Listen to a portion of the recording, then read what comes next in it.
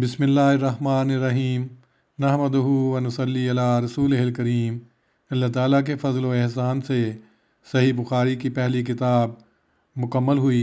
अब हम दूसरी किताब किताबुल ईमान पढ़ें या सुनेंगे, लेकिन इससे पहले हज़रत सैयद ज़ैनुल आबिदीन वलीउल्लाह शाह रज़ी अल्लाह ताला अन्हो ने किताबुल ईमान के मुतालिक जो इब्तदाई हिस्सा तहरीर फरमाया है वो आपकी खिदमत में पेश कर देता हूँ।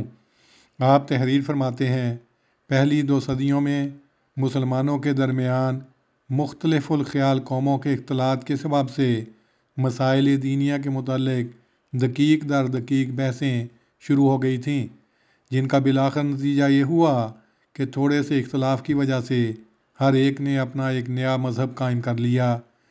इमाम बुखारी अलैहि रहमत के ज़माने में ये इख्तलाफ अपने ज़ोरों पर थे। इमाम मौसूफ़ मौका व महल के मुताबिक हर इख्तलाफी मसले के मुतालिक आयात कुरानिया और अहादीस नबविया की बिना पर अपने ख़यालात का भी इजहार करते गए हैं। चुनाचे ईमान की तारीफ़ में भी बहुत इख्तलाफ किया गया है कि आया ये कल्बी तस्दीक का नाम है या महज ज़ुबान से इकरार करना, या कल्बी तस्दीक व ज़ुबानी इकरार दोनों को ईमान कहते हैं, और ये कि इन दोनों के साथ आमाल का शामिल होना भी ज़रूरी है या नहीं, और आया ईमान के साथ मार्फत तकलीदी या इस्तदलाली का भी होना लाजमी है या नहीं, और फिर ये कि ज़ुबानी इकरार ईमान का रुकन है या शर्त है। गरज इस किस्म की मंतकी दकीक दर दकीक बहसें उलमा में आपस में छेड़ रखी हैं, और ये इख्तलाफात महज मुख्तलिफ़ एतबारात की वजह से पैदा हुए, वरना दर हकीकत कोई इख्तलाफ न था।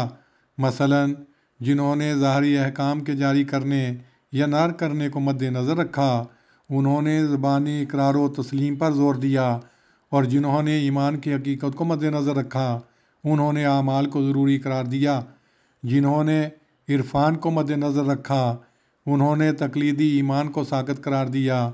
जिन्होंने कमाल को मद्देनज़र रखा उन्होंने दिल की मार्फत ज़ुबान के इकरार आमाल सालिहा के साज़र होने को आपस में लाज़िम व मलज़ूम करार दिया।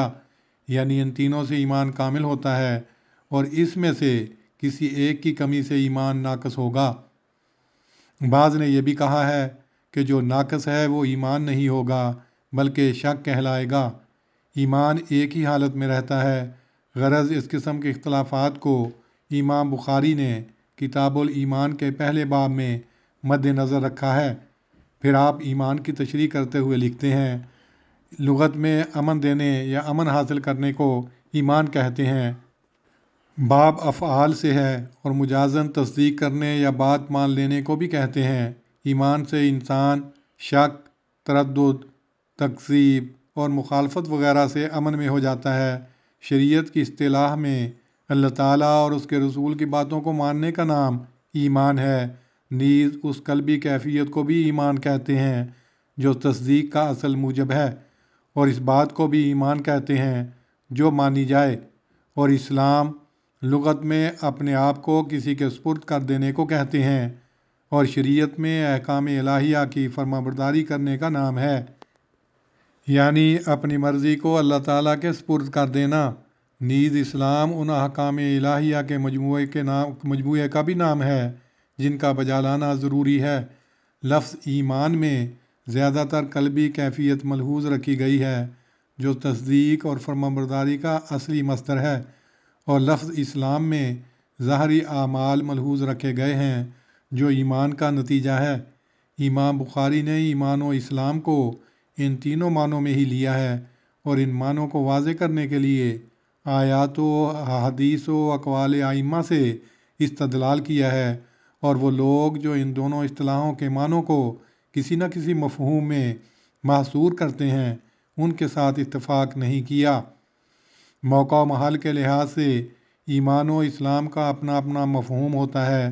कभी तो ईमान से मुराद महज कल्बी यकीन, और कभी इससे वो बातें मुराद होती हैं जिनको मानने से इंसान हर एक शर से अमन में हो जाता है, और कभी इससे मुराद वो आमाल हैं जिनके साथ ईमान ज़िंदा रहता है, और कभी ये लफ्ज़ कल्बी यकीन व आमाल दोनों पर इत्तलाक़ पाता है।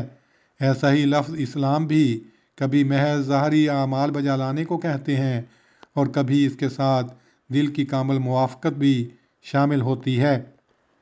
وآخر دعوانا ان الحمد للہ رب العالمین۔